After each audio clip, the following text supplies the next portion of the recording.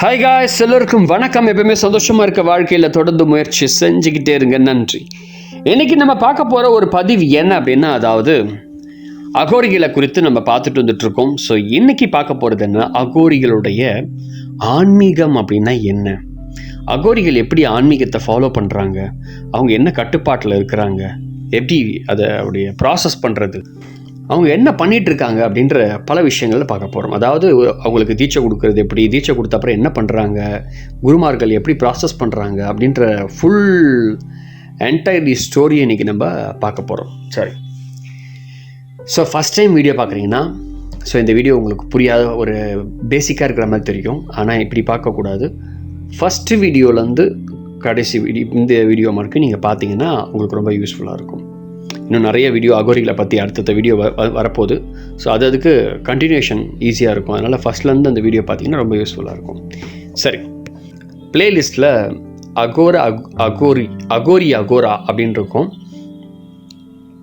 So அதை பார்த்தீங்கன்னா அதில் இருக்கக்கூடிய 1 and 2 இப்படி கண்டினியூவாகவே இருக்கும். அந்த வீடியோஸ்லாம் பார்த்துக்கிட்டே வாங்க.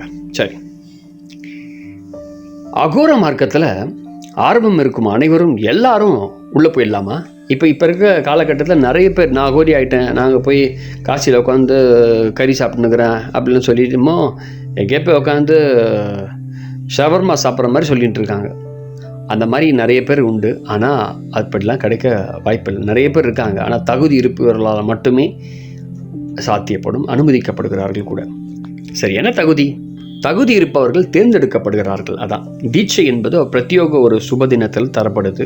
இது போன்ற தீட்சைகளுக்கு எப்போ கொடுப்பாங்க அப்படின்னா, அந்த கிரகண நேரம்னு சொல்லுவாங்க, நாட்கள் இருப்பாங்க. அப்போ அது உகந்த தினமாக கருதப்படுது. அப்போ அந்த கிரகண நாட்களில் சரிவர அமைய அந்த டைம் வரல அப்படின்னா, தேர்ந்தெடுக்கப்பட்டவர்கள் இந்த ஜாதகங்களில் சந்திரனோ அல்லது வலுவாக வேறு கிரகங்களோ எது சேர்ந்துருக்கோ அந்த நாட்களில் தீட்சையை அவங்க கொடுக்குறாங்க. சரி, அந்த நாளில் மயானத்தில் நைட்டில் ஒரு 12 o'clock 12 மணி முதல் 12 o'clock ஆரம்பித்து 3 o'clock வரைக்கும் அந்த தீட்சை ப்ராசஸ் நடக்கும். அது அந்த முகூர்த்த நேரத்தில் சரியாக அதை கொடுக்குறாங்க, அழைச்சி கொடுக்குறாங்க. அந்த நபர் அந்த சடங்குகள் செய்ய ஒரு புது ஒரு பணம் ஒன்று வேணும்.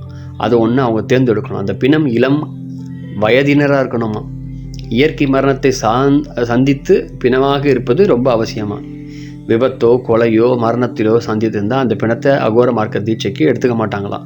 அப்போ அந்த மயானத்தில் அந்த தீட்சை தரப்படும் அந்த இடத்துல ஒரு மந்திரங்களால் ஒரு பாதுகாப்பு வலையும் ஏற்படுத்தப்படுகிறது. துஷ்ட சக்திகளிலிருந்து தற்காத்து கொள்ளவும், மரண தேவதையான மயான தாராவை ஈர்க்கவும் அந்த ஜெபித்த எந்திரமும் ஒருத்தருக்கு கையில் கொடுக்குறாங்க. சில ரகசியமான பிராமணர்கள் இருப்பாங்க. பிராமணர்களை எடுத்து பின் ஒரு ரகசிய மந்திரத்தை அவனுக்கு உபதேசிக்கப்படுகிறது. அந்த மந்திர தீட்சையை பெற்று அப்புறம் என்ன பண்ணுவாங்கன்னா, பொதுவாக அது பெற்ற பிறகு அப்படியே அமைதியாக இருக்க மாட்டாங்க. குரு தீட்சை பெற்ற தன்மைக்கேற்ப மந்திரத்தை தேர்ந்தெடுக்கிறது ரொம்ப முக்கியம். இங்கே ரொம்ப முக்கியமான ஒரு விஷயம் நடக்குது. தீட்சை பெறுவரின் சாத்வீக தன்மை குணாதிசயங்களை மேலோங்கி எது இருக்குது அப்படின்னு செக் பண்ணி பார்த்துட்டு ஆகாயம் சம்மந்தப்பட்ட மந்திரத்தை அவனுக்கு கொடுப்பாங்க. ராஜச குணம் அதிகமாக இருந்ததுன்னா அக்னி சம்மந்தப்பட்ட மந்திரத்தை கொடுப்பாங்க. தாமச குணம் அதிகமாக இருந்ததுன்னா நீர் சம்மந்தப்பட்ட மந்திரத்தை கொடுப்பாங்க. அது இந்த மந்திரங்கள் புறக்கண்ணால் காண முடியாத ஒரு சூட்சம சரீரம் இருக்கிறதா சொல்கிறாங்க. அது தேர்ச்சி பெற்ற அகோரிகளால் மட்டும்தான் அதை பார்க்க முடியும். எல்லா அகோரிகளாலும் பார்க்க முடியாத வாய்ப்பில்லை. இந்த உபதேச மந்திரத்தை தொடர்ந்து அவங்க உச்சரிக்கும் போது அது சம்பந்தப்பட்ட நாடி ஒன்று உச்சரிப்பவர்கள் உடலில் எழுப்பப்பட்டு உயிரூட்டப்படுகிறதா. அந்த உபதேச மந்திரத்தை உச்சரிக்கும் போது குரு தேர்ந்தெடுக்கும் ஒரு திசையை நோக்கி சவத்தின் மேலே ஒரு பிணத்தின் மேலே அமர்ந்து கொண்டு அதை செய்யணுமா. அந்த அகோரி தீட்சை அதிகாலையில் 3 மணிக்குள்ளே முடிஞ்சிடுது. அது முடிஞ்ச பிறகு அவரை தூங்க விட்டுறாங்க. அவங்க தூங்கணும். தீட்சை எடுத்தவங்க தூங்கி விழித்தவுடன் அவன் கனவுகள் விவரமாக கேட்பாங்களாம். அந்த கனவுகள் மூலமாக தான் தீட்சை அளிக்கப்பட்ட மனிதனின் புரிதலும் அவன் வாழ்க்கையில் ஏற்பட முன்னேற்றமும் எல்லாமே அதுக்குள்ளே தான் அடக்கப்பட்டிருக்கு அப்படின்னு சொல்லி அவங்க முடிவு பண்ணுறாங்க. ரொம்ப முக்கியமான ஒரு செஷன் இது. அகோரிகள் ஆரம்ப கட்டத்தில் கீழ்நிலை சக்திகளை தங்கள் கட்டுப்பாட்டில் கொண்டு வரணும். இல்லை அப்படின்னா கீழ்நிலை சக்திகள் தங்கள் கட்டுப்பாட்டில் அவனை கொண்டு சென்றுவிடும் அப்படின்னு சொல்லி அந்த சக்திகளை வசப்படுத்துவது ஆரம்ப நிலையில் இருக்கக்கூடியது ரொம்ப ரொம்ப முக்கியம் அப்படின்னு சொல்லி சொல்லப்படுகிறது. அது மட்டும் இல்லை, அந்த மேல்நிலை சக்திகளும் அதை நம்ம கடக்கும்போது மெய்ஞானமும் நாங்கள் ஏற்படும். அகோரியோட தீட்சை வந்து பல சடங்குகளை, அதர்வன வேதம் சம்பந்தப்பட்ட சடங்குகளை ஒட்டி இருக்கக்கூட. இந்த தீட்சை பெற்ற ஒருவன் தொடர்ந்து வந்து ஆரம்ப கால பயிற்சிகளை அவனுக்குள்ளே இருக்கக்கூடிய அஞ்ஞான அந்த அழுக்குகளை களைவதற்கான வேலையை செஞ்சுக்கிட்டே இருப்பான். உயர்ந்த சக்திகளை பெறும்போது அவன் உள்ள தீமைகளை, எதிர்மறை தன்மை ஏதாவது இருந்துச்சுன்னா அந்த சக்திகளை அவனை விட்டு அழித்து அவன் மூலம் மற்றவர்களை அழிக்க உதவுவதாக மாறிடும். ஆனால் எத்தனையோ இந்த சக்திகள் வந்து, அதீத சக்திகள் வந்து அகோரிகள் பெற்று ஆரம்பத்தில் பெற்றிருந்தாலும் தங்களிடம் இருக்கக்கூடிய தீமைகளை, அஞ்ஞானத்தையும் அழித்து தங்களுடைய தூய்மைப்படுத்திக் கொள்வது ரொம்ப ரொம்ப முக்கியமாக இருக்குது. இந்த உணர்வு அகோரிகளோட ஆன்மீகத்தில் ரொம்ப ஆணித்தரமாக இருக்கக்கூடாது. மக்கள் அவர்களை வழிபடுறதையும் அவர்களை தங்கள் கோரிக்கைகளை வந்து வணங்கி வேண்டுவதையும் அகோரிகள் வந்து விருப்பப்படுறது கிடையாது. அதனாலே அருவருப்பான தோற்றங்கள், அசுத்தமான விஷயங்களை அவங்க செய்கிறாங்க. அதையும் மீறி அவங்க யாராவது அவங்க கிட்ட போனோம் அப்படின்னா கடுமையாக வார்த்தை தேர்த்தி விட்ருவாங்க. அந்த பயமுறுத்துறதும் பண்ணுவாங்க. நம்ம மக்களுக்கு சக்தி வாய்ந்த மனிதர்கள் எங்கேயா கிடச்சாங்க அப்படின்னா உடனடியாக போய் எதையாவது கேட்டு வாங்கிட்டு எதையாவது ஒன்று பண்ணிகிட்டு இருக்கணும். ஆனால் அகோரி விஷயத்தில் அப்படி கிடையாது. மக்களை அவங்கக்கிட்ட வர்றதுக்கு விடாமல் இருக்கிறதுக்காக தான் இந்த வேலைகள்லாம் செய்வாங்க. ஒரு வீடியோ ஒன்று பார்த்தேன். ஒரு அகோரி என்ன பண்ணுறாருன்னா, பார்க்க பவர்ஃபுல் மேன் மாதிரி இருக்கார். பார்த்துட்டே இருந்தேன். அவர் என்ன பண்ணுறாரு, அவர் வந்து ரிப்போர்ட்டர்ஸ் வீடியோ எடுக்க போகிறாங்க. பார்த்துட்டே வந்துட்டு ஆசீர்வாதம் பண்ணுறோன்னு சொல்லிட்டு அப்படியே யூரின் போய் எல்லாத்தையும் மேலே தெரிச்சு விட்றாரு. எல்லாம் சதுரேஷன் ஓடுறாங்க. கிட்ட வரக்கூடாது யாரும் அப்படின்றார். ஏன்னா அவங்க இந்த விஷயத்தில் தடை, மெய்ஞானத்துக்கு இந்த மாதிரி விஷயங்கள்லாம் தடை அப்படின்றாங்க. அப்போது பொதுமக்களை வந்து அந்த வேண்டுதல் வைக்கிறது, அவங்க நிறைவேற்ற வைக்கிறது, இதெல்லாம் அவங்க செய்ய ஆரம்பித்தா அவங்க காலம் முழுக்க இதிலே போயிடுமா. மெய்ஞான தேடுதலுக்கு போக முடியாதுன்றதுனால எச்சரிக்கையுடன் உண்மையான அகோரிகள் இருப்பாங்க. ஆனால் இப்போ இருக்க அகோரிகள்லாம் அப்படி இல்லை. துட்டு பார்க்குற அகோரிகள் தான் அதிகம். சரி, நம்ம ஜலசந்தர் போல தான் அகோரிகள் ஜாஸ்தி இங்கே அதிக பேர். அடுத்தது, இந்த அகோரிகளை பொறுத்த வரைக்கும் இந்த உலகமே மயான பூமி தான். மரணமே தவிர்க்க முடியாத ஒரு யதார்த்தம். அதை எப்போதும் நினைவுபடுத்துறதுக்காக அந்த சூழ்நிலையிலே வாழ்வாங்க. சுடுகாட்டு சாம்பல் எடுத்து பூசிக்கிறாங்க, திருநீர் பூசிக்கிறது. அதுக்கு பிறகு நீரை வந்து தண்ணி குடிக்கணும்னா கூட மண்டவோட பாத்திரமாக்கி தான் வச்சுருப்பாங்க. அதில் தான் குடிப்பாங்க. என்ன எந்நேரத்திலும் மரணம் நேரும். அதனால் நம்ம அதை வந்து ஒன்றும் பண்ண முடியாது. அந்த உணர்வு நிலையில் நம்ம இருக்கணும் அப்படின்னு சொல்லி அந்த உணர்விலேயே அவங்க இருக்கிறது தான் அவங்களுடைய வாழ்க்கை முறை. ஆனால் இது எப்போதும் மனுஷனுடைய மனம் வந்து ஆழமாக எப்போதுமே இருக்கும்னா அவனால் தவறான வாழ்க்கையை வாழ முடியுமா? ஒரு கேள்வி. மேலோட்டமான பார்வைக்கு தெரிகிறபடி எதையும் தீர்மானிக்காமல் ஆழமாக பார்க்கக்கூடிய கலையே அகோரிகளின் ஆன்மீகமே அவங்களுடைய ஆன்மீகம் தான். கண்ணுக்கு தெரிவதல்ல, நிஜம் மாயை காட்டும் வெளிப்படையான தோற்றங்களில் ஏமாந்து விடக்கூடாது என்ற எச்சரிக்கை அவங்கக்கிட்ட அதிகமாக இருக்கும். உண்மையான அகோரிகள் வாழறாங்க இப்போ கூட. அதே போல் எல்லாவற்றிலும் இறைவன் எல்லா இடத்துலையும் இருக்கிறான் அப்படின்னு அவங்க நினைக்கிறாங்க. இறைவன் சுத்தத்திலே இருக்கிறான், அழுக்கிலையும் இருக்கிறான் அப்படின்னு நினைக்கிறாங்க. இது கோரம். அவருடைய முகம் வந்து சுளிக்க வைப்பதில்லையா. தங்கள்கிட்ட இருக்கக்கூடிய அந்த அசுத்தங்களையும் தீமைகளையும் ஒருவன் அவன்கிட்ட முதல்ல இருக்குது. அதே போல் அதை ஏற்றுக்கணும். அந்த நிலைப்பாட்டு அகோரிகளிடம் இருக்குது. அவன் ஏற்றுக்கிட்டான் அப்படின்னா மாற்று வழிகளை கண்டுபிடிக்க மாற்றிக்கொள்ள முடியுமா? இல்லைனா இல்லவே இல்லை. அப்படி மறுத்தோம் அப்படின்னா தீமைகளையும் அசுத்தத்தையும் நீக்கக்கூடிய முயற்சிகள் மனிதனிடம் இருக்கவே இருக்காது. அதே போல் பயமும் ஒரு அகோரியின் வெற்றி கொள்ள வேண்டிய ஒரு எதிர்நிலையான ஒரு கருத்தாக இருக்குது. எல்லாம் இறைவன் என்று ஒரு அறிபவன் எதை கண்டு பயப்பட மாட்டான். பயப்படக்கூடிய அந்த எண்ணம் ஏன் வருது அப்படின்னா, அப்படிப்பட்ட பயம் இருக்கும்னா எல்லாம் இறைவன்கிற எண்ணம் மேம்போக்கான ஒரு விஷயமா இருக்குது. உண்மையில் உள்மனம் நம்பலை. ஏன்னா இதான் யதார்த்தமான அர்த்தம்.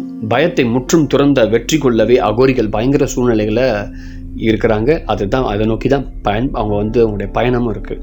பயத்தை நோக்கி அந்த போக்கிக் கொள்ளக்கூடிய அந்த செயல் வந்து அவனால் மெய்ஞான மார்க்கத்தில் சுதந்திரமாக செயல்பட முடியாது. அதனால் ஆரம்பத்திலிருந்து அவனுக்கு அது வந்து சொல்லிக் கொடுக்கப்படுகிறது. அகோரிகள் வந்து பெரும்பாலும் வந்து போதை பழக்கம் பல ஆன்மீகவாதிகளுக்கு ஏற்றுக்கொள்ள முடியாத இப்போ இருக்கக்கூடிய கரண்ட் சுச்சுவேஷனில் இருக்கக்கூடிய ஆன்மீகத்தில் புதுசாக என்ட்ரி கொடுக்குற ஆன்மீகவாதிகள்லாம் பார்த்து அவங்களுக்கும் அதுக்கும் ஆப்போசிட்டான ஆள். அதாவது என்னென்னா, மது அருந்துதல், கஞ்சா பிடிக்கிறது, இதெல்லாம் வந்து மெய்ஞானத்துக்கு ஆப்போசிட்டானது. கேள்வி ஞானம் தான், அதாவது மன்னிக்கவும், கேள்வி நியாயமானது தான். ஆனால் உண்மையான அகோரிகள் அந்த போத வஸ்துக்கள் தரும் மயக்க நிலையிலிருந்து தங்கள் உணர்வு நிலையை கட்டுப்பாட்டில் வைக்கிறதுக்காக அதிலும் சில சூட்சும நிலையில் எட்டாவது ஒரு பரீட்சையாக பார்க்கப்படுகிறதாம். அகோர மார்க்கத்தில் நுழையும் அகோரிகள் கிட்டத்தட்ட 95% எக்ஸாமில் தோற்று போனவங்க தான். இந்த மாதிரி போதைக்கு அடிமையாக இன்றைக்கி நம்ம நிறைய பேர் பார்த்துட்டு இருக்க 95% பேர் நம்ம ஊர்லேயும் பார்த்துட்டு இருக்க 95% பேர் போதைக்கு அடிமையானவங்க தான். கேட்டால் அகோரி அப்படின்னு சொல்லுவாங்க. ஆனால் அகோரிலாம் ஒன்றும் கிடையாது. ஏன்னா இதான் யதார்த்தம். மீதமுள்ள 5% பேர் தான் உண்மையான அகோர நிலையில் எட்ட முடியாத அந்த இடத்துல வெற்றியாளர்களாக இருக்காங்க. எத்தனை பேர் மெய்ஞானம் சித்தி அடைகிறார்கள்? இறைவனுக்கு தான் வெளிச்சம், நம்ம யாருக்கும் தெரியாது. இதெல்லாம் அவங்க போய் சொல்லி ஜலசந்தர் மாதிரி ஓட்டிக்கிட்டே இருக்கிற வேலையை தான் பார்ப்பாங்க. இது மிகவும் கடினமான மார்க்கமான, ஆனால் அகோர மார்க்கத்தில் நுழையும் பல்லாயிரக்கணக்கான ஒருவர் மட்டும்தான் அந்த உயர்நிலையை அடைய முடிகிறது. இதை வந்து ஒரு ஃபிலாசபர், ஆன்மீக ஒரு ஆய்வாளர் வந்து இதை தெளிவாக சொல்லியிருக்கிறாரு. நம்முடைய அகோரிகள் பெரும்பாலானர் வந்து ஆண்கள் தான். அப்படி இருந்தாலும் குறைந்த பெண்கள் தான் கொஞ்சம் பேர் இருக்கிறாங்க. அப்படி ஏன் பெண்கள் வந்ததுக்கு காரணம் என்னன்னா, பாபா கினராம், பகவான் ராம் பாபா போன்றவர்கள் அகோரஸ்வர்கள் ஏற்படுத்திய சீர்திருத்தங்களால் மாற்றப்பட்ட காலத்துக்கு ஏற்பட்ட அகோர மார்க்கமாக மாறுதல் ஏற்பட்டது. அதனால் இந்தியா, நேபாளம் 2 நாடுகளில் அகோரிகள் அதிகமாக இருக்கிறாங்க. முக்கிய தென்கிழக்கு ஆசிய நாடுகளில் குறைவான எண்ணிக்கையில் தான் ஆங்காங்கே இருப்பதாக சொல்லப்படுகிறது. பல விசித்திர வழக்கங்களின் காரணமாக இந்த மார்க்கம் உலக நாடுகளில் எல்லாத்தையும் கவனத்தை ஈர்க்கிறது. ஸோ ஒரு டாக்குமெண்டேஷன் ஒன்று வந்துச்சு, அகோர மார்க்கத்தை பற்றி மையப்படுத்தி சில உலக நாடுகள் எடுத்திருந்தாங்க. 2006 வந்துச்சு, சிவாஸ் ஃப்ளஷ். ஸோ நீங்கள் கூகுளில் சர்ச் பண்ணி பார்த்தீங்கன்னா உங்களுக்கு ரொம்ப யூஸ்ஃபுல்லாக இருக்கும். அதில் வந்து வாரணாசியில் அகோரிகளை குறித்ததான பல வழிமுறைகளை பற்றி ரொம்ப அழகாக சித்தரிக்கப்பட்டது. இது ஏன் சொல்கிறேன்னா, இந்த மாதிரி விஷயங்கள் நம்ம பார்க்கும்போது தான் இன்னும் நிறைய விஷயங்கள் நம்ம தெரிஞ்சுக்க முடியும். அது மட்டும் இல்லை, அகோரி அப்படின்னு சொல்லி யாராவது இங்கே இருக்கிறாங்க அப்படிங்கன்னா, அகோரிகள் வந்து மக்களுக்கு சேவை செய்கிறவங்க கிடையாது. அவன் சேவை செய்வான். நம்ம பாபா கிண்டராம் மாதிரி, பாபா கிண்டராம், பகவான் ராம் மாதிரி நிறைய பேர் இருக்கிறாங்க. ஆனால் அவன் சொசைட்டிக்கு நல்ல விஷயங்களை செஞ்சு கொடுப்பான். அவன் வந்து பணம், காசு, பொருட்கள், அதுக்கப்புறம் அவங்களுடைய ஏதோ ஒரு ஒன்றை இப்படி பண்ணிவிடுவேன், அப்படி பண்ணிவிடுவேன், என்கிட்ட இந்த சக்தி இருக்குது, அந்த ஒருபோதும் சக்தியை பயன்படுத்த மாட்டாங்க. அந்த சக்தியை பயன்படுத்துறது யாருக்குமே தெரியாதான்.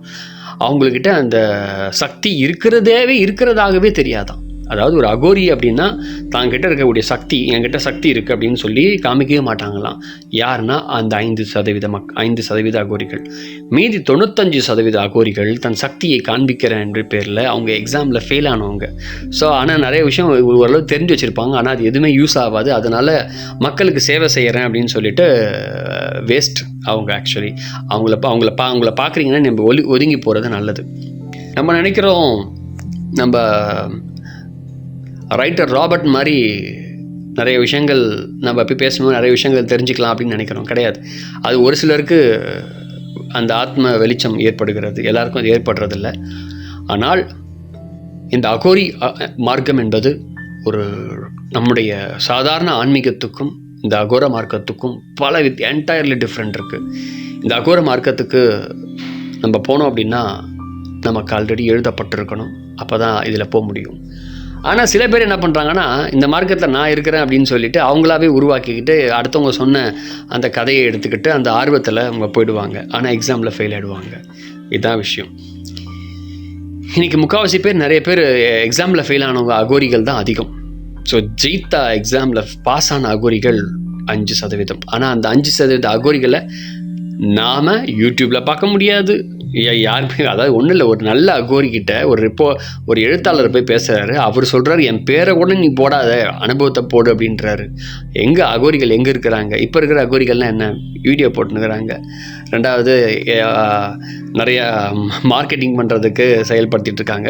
இதெல்லாம் அகோரித்தனம் கிடையாது. அகோரி வந்து மக்களுக்கு சேவை செய்தாலும் தன் சக்தியை அவன் வந்து மறைமுகமாக தான் செய்வான், தவிர வேறு யாரால் கண்டுபிடிக்க முடியாது. இதான் அகோரி. இந்த விஷயத்தில் எனக்கு ஏற்பட்ட ஒரு அனுபவம் உங்களோட பகிர்ந்துக்கிறேன். நான் ஆரம்பத்தில் அகோரிகள் அப்படின்ற விஷயத்தை பற்றி இப்போ படிக்கும்போது தெரிஞ்சுக்கும் போது ரொம்ப இந்த மாதிரி ஆட்கள்லாம் கொடூரமானவங்க கிட்டலாம் நம்ம என்ன கற்றுக்கிறது ஒன்றுமே இல்லை அப்படின்னு, அவங்க ஏதோ ஒரு பாதியில் இருக்கிறாங்க அப்படின்னு நம்ம நினச்சிட்டு இருந்தேன். ஆனால் அவங்களும் தங்களுக்குள்ளே இருக்கக்கூடிய ஒரு விதமான பாதையில் இருக்கிறாங்க. அந்த பாதையும் சமுத்திரத்துக்கு தான் கொண்டு போய் சேர்க்குது அப்படின்ற ஒரு உண்மையை நான் தெரிஞ்சுக்கிட்டேன். இந்த பாதையும் ஒரு அருமையான பாதை தான், ஆனால் கோரமான பாதை. இதற்கு விதி உள்ளவன் எவனோ அவனால் மட்டுமே அகோரியால் ஆக முடியும், வேறு எவராலும் ஆக முடியாது. மிக்க நன்றி. அடுத்த பதிவில் வேறு ஒரு தகவலுடன் பார்க்கலாம். ஸோ ஃபஸ்ட் டைம் வீடியோ பார்க்குறீங்கன்னா வீடியோ மறக்காமல் சப்ஸ்கிரைப் பண்ணுங்கள், நிறைய பேருக்கு ஷேர் பண்ணுங்கள். ஸோ ப்ளேலிஸ்ட்டில் இருக்க அகோரா அப்படின்னு இருக்கக்கூடிய அந்த ப்ளேலிஸ்ட்டில் இருக்கக்கூடிய அதை போய் பார்த்தீங்கன்னா ஒரு வீடியோவை பாருங்கள், ரொம்ப யூஸ்ஃபுல்லாக இருக்கும். இனி அடுத்த பதிவு அகோரிகளை குறித்ததான பிரிவுகளை பற்றி பார்க்க போகிறோம். அகோரிகளில் என்னென்ன வகைகள், அந்த வகைகளில் என்னென்னலாம் செஞ்சிட்ருக்காங்க, இப்போ என்ன பண்ணிகிட்ருக்காங்க, நம்ம ஊரில் என்ன நடந்துட்டுருக்கு, உங்கள் ஊரில் என்ன மாதிரி அகோரிகள்லாம் இருக்கிறாங்க, இவங்க எப்படி உருவாக்கப்படுறாங்க, இந்த மாதிரி நிறைய விஷயங்கள் ரொம்ப டீப்பான ரிசர்ச்சில் இருக்கக்கூடிய பல விஷயங்களை பற்றி நம்ம பார்க்க போகிறோம். So thank you very much. அடுத்த பதிவில் ரொம்ப இன்ட்ரெஸ்டிங்காக இருக்கும். ஸோ அதனால் மறக்காமல் வீடியோவை சப்ஸ்கிரைப் பண்ணுங்கள். அப்போ தான் நிறைய வீடியோ உங்களுக்காக காத்துட்ருக்கோம். ரொம்ப இன்ட்ரெஸ்டிங்கான விஷயங்கள்லாம் நான் உங்களோட கூட பகிர்ந்துக்க போகிறேன். மிக்க நன்றி.